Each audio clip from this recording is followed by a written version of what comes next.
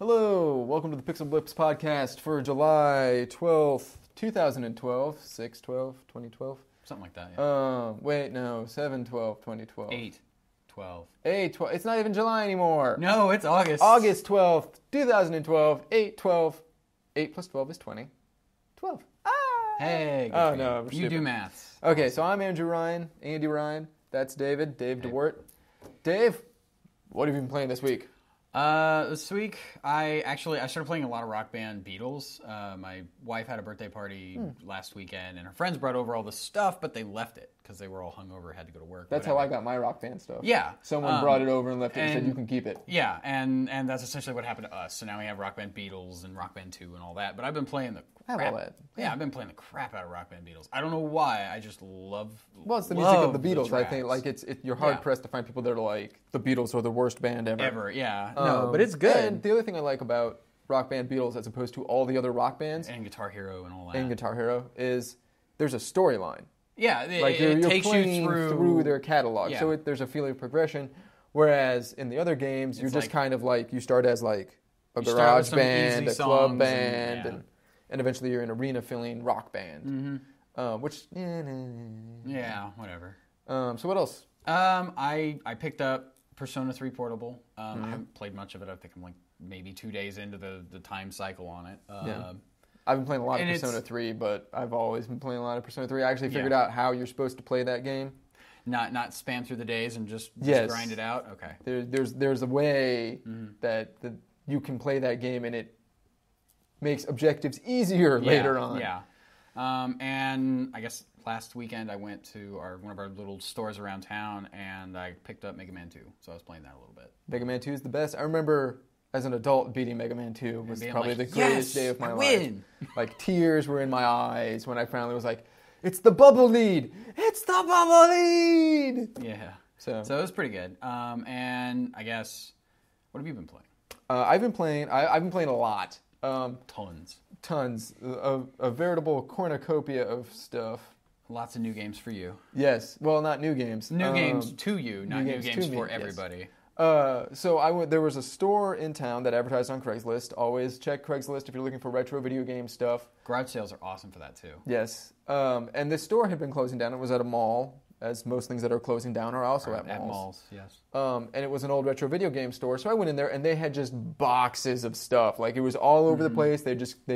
I talked to the guy. He said, we're closing down at the end of the week. We have, as soon as we can get most of this stuff out here so we can start moving stuff because our rent's up. Yeah. So they just basically cleared out their storeroom, and there was just like giant jumbo. I don't know how much you know about out there on YouTube about boxes, but a I know something Gaylord. about boxes. You know a Gaylord? It's a big 4x4x4 box. Yes, just a of jumbo stuff. box. They had just one of those that was nothing but Sega Genesis carts. Holy crap. And that is not the way to find anything you want. You could swim in that. It was like a kiddie pool of Genesis. Sega games everywhere. Yes, when the world is over, the next civilization will use Madden 94 cartridges as their foundation. Yeah. Like, Build houses out of old sports games. that was the one thing I was like, man, there's a lot of Madden in here. Yeah, there's a ton of Madden. So, but one of the cool things is I found a Dreamcast. And I've always wanted a Dreamcast. I've always wanted a Sega Sports Dreamcast because it's black. Yeah. But this was a normal Dreamcast, and it was super cheap, and they had games with it, and they threw games in with it. Yeah. Just to get rid of the stuff, right? Just to get rid of the stuff. So I brought it home, and I spent, a good portion of my day off playing Jet Set Radio. That was a good one. Crazy Taxi, which I love Crazy Taxi in the arcade. Yeah, that was good. I love that game. Starting Shenmue and realizing I love Yu Suzuki games. I'm a very big fan of Yu Suzuki. And I will definitely play that eventually, kind of like, if you really love a director in film, you'll watch, his sweeping magnum opus. Yeah. Like I really love David Fincher. I really have a deep admiration for Benjamin Button. I like that movie. That was good. Shenmue feels like Yu Suzuki's Benjamin Button or Yu Suzuki's Gangs of New York, like the big sweeping epic. And I will probably come back to that when I have time. I just got the straight feeling like I don't have time for Shenmue. Yeah, Shenmue's really deep. I think I only made it maybe through the first disc. Like I don't remember like the plot line specifically. I just remember being in like the city area, and you kind of had to find a job and that kind of stuff. So what else did I get? Shenmue was complete in the box, which is a great find. Yeah, that's especially rare. for how much I paid for it. Soul Calibur. I played a bunch of Soul Calibur. Yeah. It was the first one, right? First one. Okay. And then I played. I've played since then Mr. Driller. Which Mr. Driller? Why not? Everyone loves Mr. Driller. Mr. Driller. Mr. Driller comes from a time when like Namco ruled the arcade scene.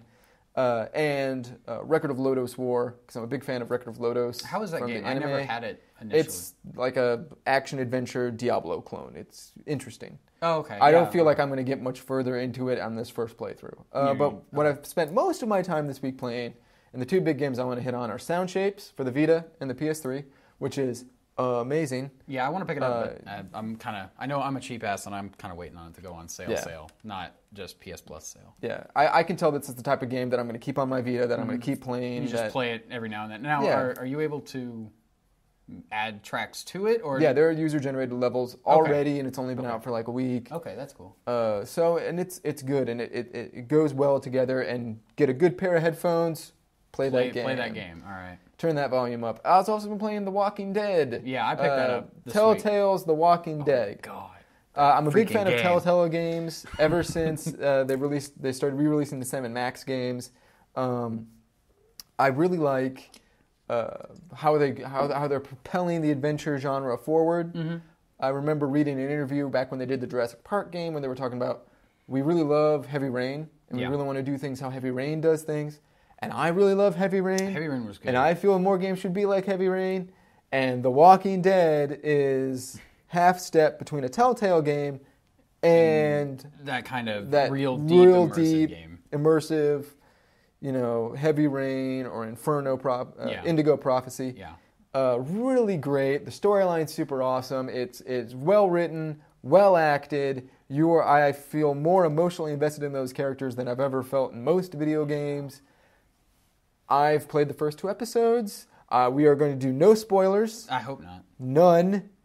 And I'm going to tell you that the next 3 episodes could be $10 a pop. They could be $40 a pop. We'd still buy them. I would probably still plunk down money because I want to see where that goes. Yeah, and I've never seen the show. As somebody who's never seen the show, I've seen the show. Books, I love the show.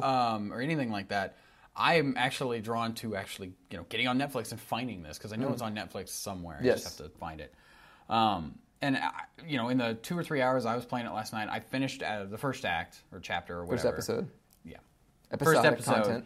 content. And there's just some really hard decisions in that game. And as they go on, they in get worse. In the great Heavy Rain fashion, your tough choices only get tougher as the narrative progresses. And your characters remember stuff, right? Yes. And that comes into that's very prominent. And there's a lot of times, especially in the first chapter, the first episode. Like, I don't think I would have made it through it had I not done some of the decisions I had made. Yeah. There's a lot of times where I, especially in the second episode, I felt like I made spur of the moment decisions that I would rather, if I had time to think about it and the ramifications of it, I would have gone back and done it differently.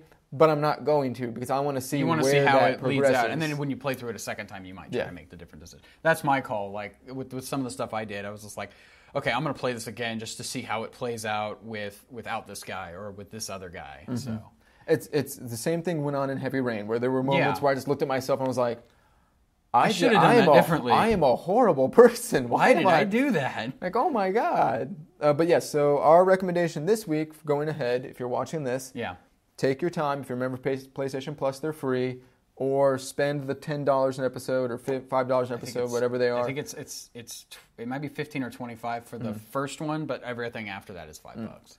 Play these games. Play Walking Dead. They're very good. Even if you didn't like adventure games back in the day, try this one out. It is worth the price of admission. Yes, 2012 is becoming the year where I feel like our games of the year, our best of the year games, will probably all be downloadable games. Well, and most games are both downloadable. Yeah. Like you can get them. Things like Journey. Things like Telltale's The Walking Dead. Like things that they took very big experimental approaches because they don't need to be a $6 retail product. No, it just has to, as long as they can either break even or come out a little ahead, they're good. And even if they lose a little bit of money, you know, And I'm if saying, they put out a good game Telltale- and people like it, it helps their brand, like their branding. Telltale deserves every cent they get, yeah. and for every cent they get, they deserve $1 because it is so awesome. That was a really well done game. I love the graphics in it too, because that was the one thing I thought in the Jurassic Park game and in the Back to the Future game was the thing that was holding it back on the PlayStation 3. Like, it looks clunky, and they found a way to make the clunky work for it. Well, with the and like when my wife was watching me, because she watched me play for about an hour and then she kind of crashed out. But she's like, it looks like Borderlands. I'm like, I know, I love it. It looks like Borderlands. So yes, more things do need to look like Borderlands. Yeah, well, Borderlands 2 is coming out eventually. So what else? That's basically all I've been playing. Yeah, like I said, I played a lot of stuff this week, so I only wanted to focus on like two things that I really want to put up on a pedestal. Sound Shapes, which you should go buy if you have a PlayStation 3 or if you have a Vita. If you have a Vita, you've probably already bought it because we've been in a drought. What else have you got to play? Yeah. And The Walking Dead. If you have anything, even an iOS device, I feel like the story comes through enough that you will get your entertainment. Well, and The Walking Dead, I think it's on Steam. It's probably on the 360, and if it's on the iOS, you know, even better. But yeah, it's obviously on the PS3. So, yes, and a lot like it does this one thing that I really like. A lot like Catherine, when it asks you the moral choices, it then shows you what everyone else chose. Oh yeah. At the end of the thing, it's like okay, 38% of the people did this, 45% of the people did this, so on and so forth. I made a choice in the second episode where it was just me and 10% of the other people made the choice. Oh wow! And I was like, I thought I made the right choice. I guess I didn't. Well, just because it's the popular choice doesn't mean it's the right choice. So. But you'll and see when episode 3 comes out. Thing. Yeah, we'll see. And the trailer for episode 3 looks really good. Okay. So if you haven't seen it. Well, I want to beat episode 2 before I even look at that, because there's a lot of spoilers in the trailer for 2. Yes. So. Last week the week before last, we talked about Dorothy's list of the best Sega Genesis games. Yep. Last week we talked about our list of the best Super Nintendo games. Yep. And this week we're talking about our list of the best PlayStation 1 games. We're pared it down to 10 items, so we're going to focus on these 10. Yeah. And this is like a combination list. It's not his top 5, I came up with my top 5. He came up with 5. Kind of put them then together. We put them together. So my first one is Speed Punks. Yeah. Which came up in the last podcast. Speed Punks is a very good kart racing game. Yeah. And it's fun, colorful in a way that you didn't see on the PlayStation 1 all the time. And it gets away from the texture jagginess in a big way. Well, it uses the texture jagginess as part of the game. Yeah. Like, because all the characters are oddly shaped, so they're not supposed to look rounded. Yeah, it's real cartoony, real stylized. It looks like a lot of fun. I think I played a demo of it back in the day. Like, you had one racer, one track. You got to do whatever. And I remember liking it, but not enough to want to pick it up. It comes up against like Mario Kart a lot of times, and where I feel like it exceeds against Mario Kart 64 is that it's kiddie, but in that Sony way. Kind of like Ape Escape. Like, it's kiddie, but there's a wink and a nod to the adults in the audience. Yeah. There's a little bit, in the videos I was looking at online, there's a lot of, not questionable, but like Disney-style adult humor. That only the adults will pick up. It's for the kids, but there's jokes for the adults. Yeah. And I think that's something Sony has done really well as their brand has been propelled now into the PlayStation 3, onto the PlayStation 4, things like Ratchet and Clank, stuff like that. Like, you can see the seeds of that humor in this. So yeah, it seems like a pretty solid thing. A lot of what I've heard though is that the controls are a little weird. Yeah, controls are a little wonky, but it's a kart racer. Once you get used to it, you'll figure out the ins and the outs and how to drift and whatever. Yeah, this is really like in our list because like it's a personal favorite of mine. Yeah, and it's one of those ones that people never hear of. It hasn't gotten a sequel, and it's a really good game, and it really stands out in the library. So, that's cool. So what's number 8? 9? It's number 9. Number 9 is Xenogears, and Xenogears. Anyone that's played it is sitting at their desk right now going, of course it's Xenogears. Why isn't Xenogears higher? Why is it only number 9 on the list? Xenogears is like one of the deepest stories in an RPG on the PlayStation 1. Rivaling Suikoden 1 and 2, stuff like that.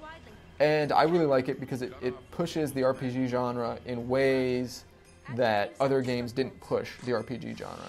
Like it flies in the face of like religious iconography. And it's a very deep science fiction story, but also a very deep theological story. And it's good. It's a super long, but it's on the PSN as a downloadable. You should buy it if you like RPGs, because it's awesome. Huh. Like, I've never played Xenogears. I think my brother has all our copies that we had, and you know, he's got them stashed away somewhere, so I'm not even gonna bother to look for them. I mean, when you think of like Xenosaga is the spiritual successor to Xenogears, and Xenosaga is a 3-part like Machiavellian, it's like a deep, very long RPG that doubles almost as its own like 3-season anime.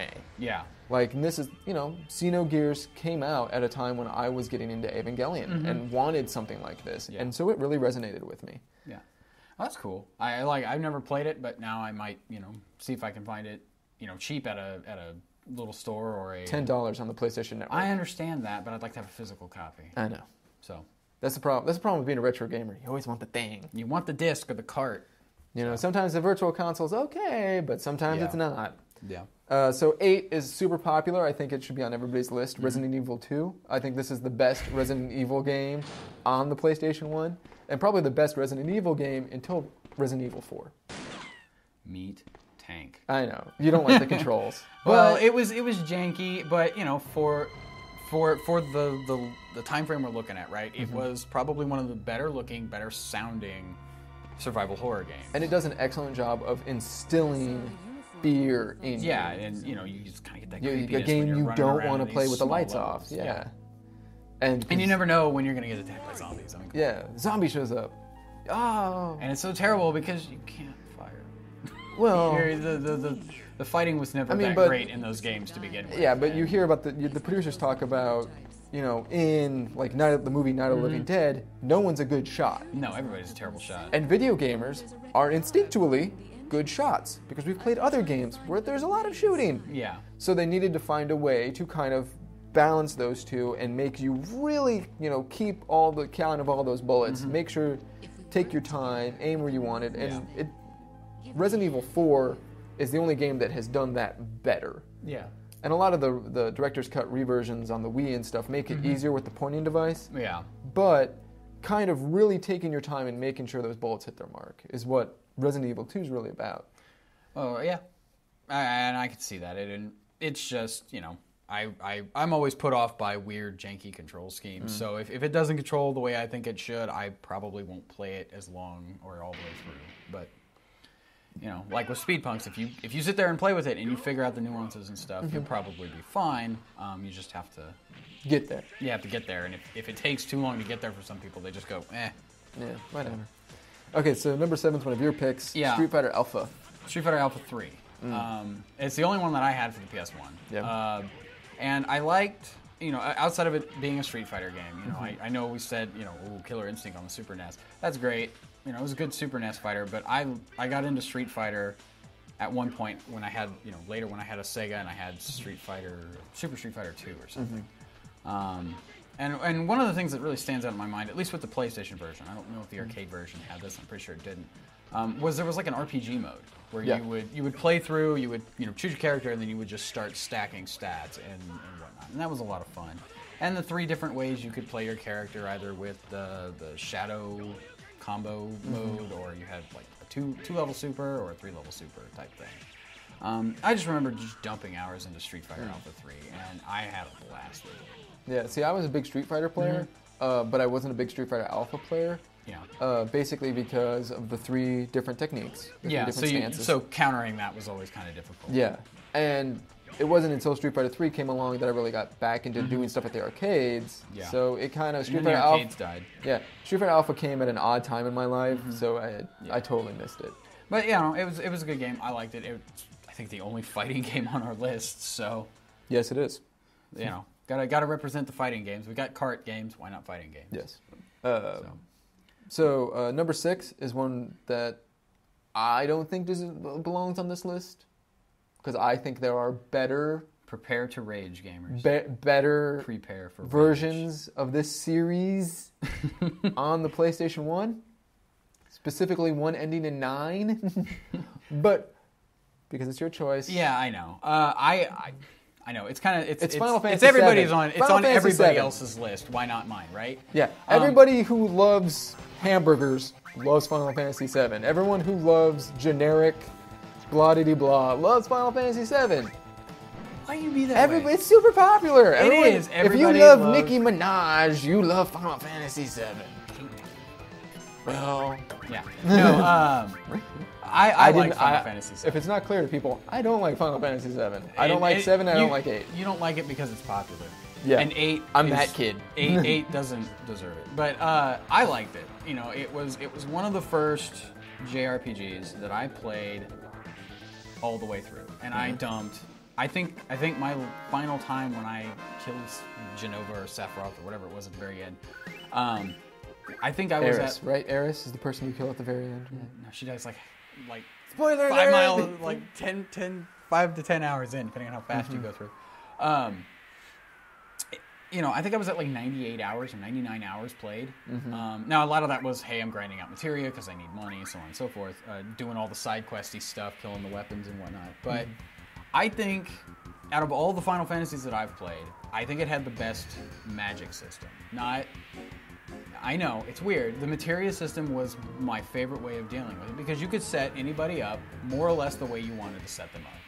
You could take Cloud and turn him into a freaking caster. It's not the best way to play him, but you could do it. You know, you could take any of your characters and do what you really wanted with them, and it had a bunch of characters in it. I don't know. The story was pretty generic. It was pretty generic. So that's why we'll get to this. This is why I don't like Final Fantasy VII. Yeah, the story was. I don't like the story. Whatever. The first time I played Final Fantasy VII, I really tried to romance Tifa because I still to this day think Tifa is the person that belongs with Cloud. She's the childhood friend. Yeah. You know, she's more supportive than Eris, and it really ruined the game for me. You know, 5 years after playing it the first time, and someone told me there's no way you cannot, there's no way you can choose Tifa. Like, wait, what? They're like, yeah, you can't choose Tifa. Yeah, like, it's always going to be Eris. And I was like, well, that's stupid. Sad face. Yeah, well, I mean, but then there's, the whole canon of the story and the fact that they made the movie afterward, which it looked really great, but... and Eris dying is a very poignant moment in video gaming. Yeah, a lot of people look at that and go, this is not just a game. This is the moment when gaming reached maturity, which I think is one thing that the PlayStation 1 really did, is it brought gaming helped a lot of games out of the Super Mario, Sonic the Hedgehog kid area and propelled it into that late teens, early 20s type area. Yeah. Well, and we grew up with these games, so as the games got more mature, so did we, sort of. Kinda. But once again, my favorite Final Fantasy on the PlayStation 1 is Final Fantasy 9. Yeah, I know. Because the characters are really great, the story is really awesome, and the story actually delves into what makes the characters special. Well, that's good. And I think that there's a realization in 9 that I don't want to give away about a certain character, and that moment, character moment, resonated with me much more than anything than Eris dying. Yeah. Well, like it was like, oh wow, and like you really feel like the characters, because the writing's really good. Yeah. And that's the thing, Final Fantasy VII's translation's not the best. No, it's a pretty wonky translation. But it's not the worst it's not the worst translation that has the words Final Fantasy over it on the PlayStation 1. But we'll get to that one. Yeah. So next one, we actually discussed this before the podcast. I didn't think this one should be in our PlayStation list, but Dave threw a fit. I didn't throw a fit. I simply stated that I played it on the PS1, not the Sega CD. So it's. I was there first. Yeah, I liked Lunar before all you other people liked Lunar. No, I'm sure there's some other guy. But yeah, so it's Lunar Silver Star Story Complete. I believe I got it for birthday or Christmas or something, and I got the pack with the book. Working Designs did an excellent job. They did an with all awesome those job with it releases. because I've looked. Working Designs, come back. We need you to bring back our anime JRPG. Victor Ireland, I know you're out there. I've seen your Kickstarters fail. Just bring Lunar back to us. Again. Please. Lunar Silver Star Harmony on the PlayStation Portable is a really good game. I know. But it doesn't have all the extra shit. It's all the same game. Yeah, I've been there before. I really liked it the third time. Or actually, wait. The fifth time. However many. Yes. That was probably, did you have the GBA version? I did have I had the GBA version that's horrible. And it was probably one of the reasons I don't like Ubisoft to this day. Yeah. But, so I like Lunar Silver Star Story Complete. It's a very good RPG. Yeah. It's probably my favorite RPG. It's probably one of the best RPGs, if not the best RPG. Definitely probably the best RPG on a console. Okay. What are you hinting at? Oh, Baldur's Gate 2 Yeah. is genius. Baldur's Gate, yeah, I know. But no, I weeped at the end of that game. At the end of Lunar, because we've talked about it before, Lunar does a great job of taking RPG tropes and working with them. Yeah. And building them in a way that, like, yes, it's the kid that goes off to save the world, but through the different things like the characters' costumes and stuff, there's a feeling that the world is real, there's a feeling that the world is there, and by the end of it, like, you really care for Alex. And Luna. Not so much Ramus, but that's because he disappears like after the first boss fight and whatever. But you want them to have a happy ending. Yeah, and it's like a Pixar movie. It's cutesy enough that it's not like the later day Final Fantasies where it's so realistic and you're like, that doesn't really make sense. This is cartoonish, this is cute. Yeah. So you really want, like, you believe in the happy ending. Yeah. And I don't know, maybe I'm just a big nerd, but maybe. I liked the way some of the battle mechanics were in that game, where all the bosses were based off of Alex's stats. So if you kept him under-leveled somehow, yes, I understand. So if you kept him under-leveled, it would make the game way easy. I don't think I did that, but I burned through that game in less than 25 hours of play. Yeah. So Lunar is not a game that you have to grind through, which is one of the genius that's a good things thing, for it, because it puts grinding the story, sucks. It puts the world in the forefront. Yeah. The story comes first, and then gameplay and all that. But that was one of my games. So we're getting down to number 4. Number 4 is probably my highest rated RPG on the PlayStation 1, specifically because I'm a big fan of good translations. And this game has the best translation of any RPG on the PS1, Chrono Cross. There are 40 freaking characters, and every single one of them talks differently. And there's an accent to everybody. Their character comes through how they speak. It's freaking genius. And also, you don't need to play Chrono Trigger to really appreciate it. It's like a sideways sequel? Yeah. Yeah, okay. Kind of, sort of. Don't want to give spoilers, but yes. Yes, it's some of the characters show up. I think Magus is in there somewhere. The world is different enough, set up differently. You're on an archipelago, so it has a very Caribbean, South Asia Sea vibe. And it's very good. Yeah. And the translation is awesome. And you really care for the characters. They really make sense. It's good. It's a good game. All right. Yes. What's next? Tactics? So we led... Number 4 was the best translation on the PlayStation 1. Yeah. And number 3 is the worst translation. The original translation. We didn't know how bad we had it.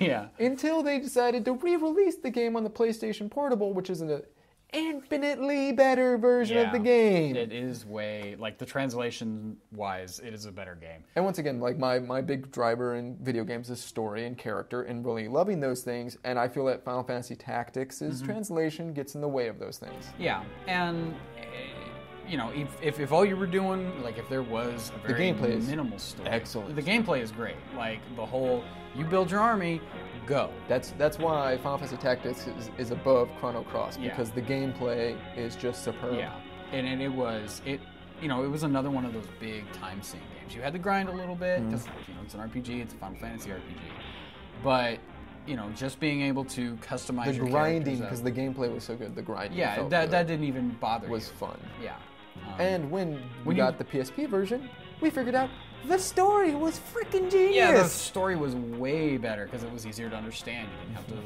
try to figure out what they actually meant when the translation was terrible. Yes. So. And the director of that Final Fantasy Tactics is famous for like sweeping multi-generational stories. Yeah. And it's really great, presented really well. It was very, very one of my favorite PlayStation 1 games. So if you have a Vita, go buy the PSP version. If you have a PSP, go buy the PSP version. If you have an iOS device, go buy the PSP version. It's called War of the Lions. It's genius. It's how the game should be played. Not on the iOS, though. Well, touchpad. Maybe, but Yeah. Okay, so number 2, I think everyone can agree that this is a game that really revolutionized the PlayStation 1, really showed the difference between 16-bit era, the 32-bit era, and this is a game that I think everyone loves. I know it's really high in my esteem as one of the greatest games ever made. It's high in your esteem as one of the greatest games ever made. Castlevania, The Symphony of the Night. Yes. I don't think I paid for either of the 2 copies that I've had. Oh, I've paid for it quite a bit. Well, yeah. Okay, so 3 because I bought the PSP Bloodlines thing where you have to like find Castlevania. Well, yeah, I Symphony of bought the that Night, version. I bought the PSN version. I bought the PS1 Greatest Hits version. Yeah. No, I've but paid it was for that game quite a bit. it was an absolutely great game. Yeah. You You can't be a fan of video games and hate this game. Yeah. It took everything that you liked about Castlevania. Things that were only hinted at in Bloodlines. Yeah, and threw in some Metroid with the huge map, and then the Which flipped once again, like huge map. last week, my favorite Super Nintendo game was Super Metroid, and this is probably the best sequel to Super Metroid that has ever come out. Oh, it's not even a Metroid. I know. But I liked, on top of having, the jump in and shoot gameplay, you also have jumping and shooting. Damn you, dorky. Hi, Ego Raptor. It's a jump and shoot, man.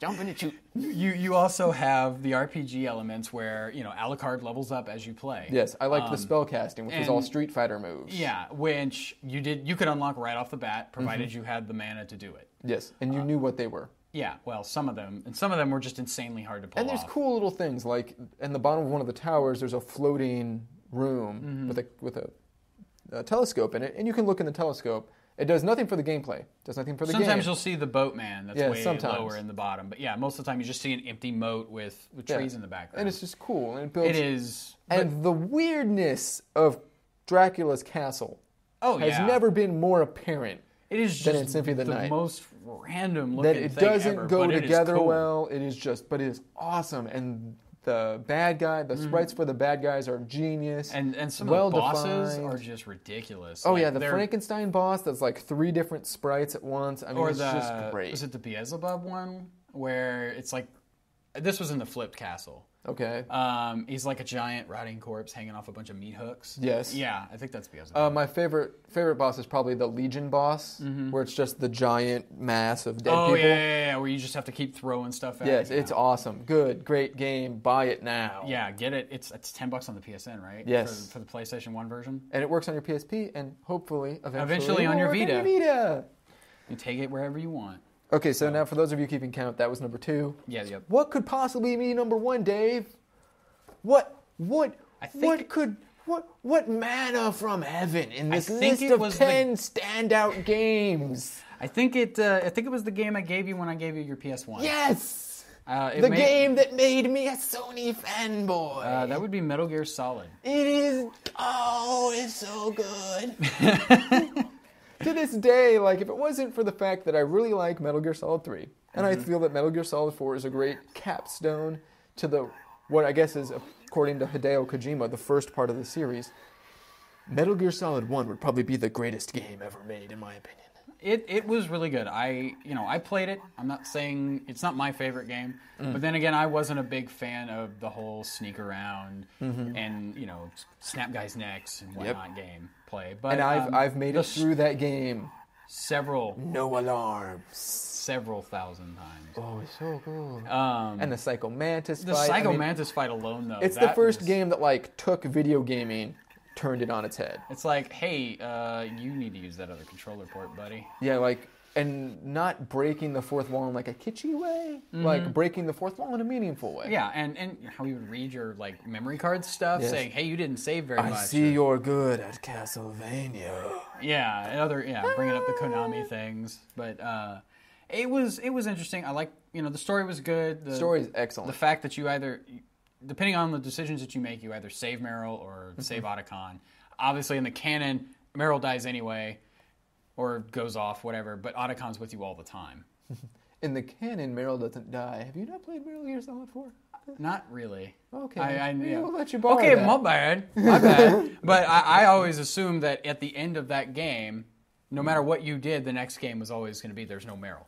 Preview window, if we ever do a PlayStation 2 list, number 1 will be Metal Gear Solid 3. Probably, yeah. For him it will be. The good thing is at the start of the PS1 era, video gaming was at this kind of crossroads. Yeah. About where did we want to go? Did we want to be mass media? Did we want to go for that 18 to 25-year-old demographic? or did we want to stick with the Nintendo way? Did we want to be an N64? Keep going for, more kid-esque more games. Mario, more Zeldas. Do we want to do stuff? More Sonic. More Crash Bandicoot type stuff, Metal Gear Solid was the game that proved they could have both. If you could have great gameplay wrapped around a summer blockbuster of a story. Yeah, that was a really good story. I mean, I if they made a movie, I would hope they would make that movie. Yeah. If they made a movie, that would be easy. That would be the easiest one to do. Yeah. Except I've always thought if they made a Metal Gear Solid movie, they should do Metal Gear Solid, the story, but put it on the big shell, from Metal Gear Solid 2. Oh yeah, that would be cool. Yeah, just like the same characters and everything, and keep Raiden in it as like the guy coming up. Have his story with, are you in control? Are you not in control? Yeah. But I mean that scene where after you beat Metal Gear Rex and Liquid is walking towards you with the flames behind him. Genius. Yeah. Like that, to me, that epitomizes what the PlayStation 1 was about. It was, and it was, I'm not saying it was a bad game by any means, but it was, it was the first game in that reinvention of the series, because there was an arcade series before it, and it supposed the same series? Snake. Huh? There was Nintendo series. MSX series. Yeah, they were all based off of the arcade games. Yeah. But reinventing that series, don't look at me like that. Okay. It was a really good way to start it off, and obviously it's done really well for Sony and Konami. So yeah, like Castlevania and Metal Gear Solid ruled the PlayStation 1 for me. Yeah. Yeah. Well, I can see Castlevania for sure. Yeah. Yeah, man, you're a dick. I love Castlevania. So next time we'll be getting back into a little bit more news. Next time we'll bring up whatever happens at Gamescom. Whatever happens at Gamescom coming up. Hopefully there's big news because we're getting to that spot in the console cycle where we need big news. We need something. We'll also bring up Dave and I's favorite retro title. So 16-bit or older. What is our favorite game? We'll each talk about it really quickly as we go through the news. Don't forget to spay and neuter your Pokemon.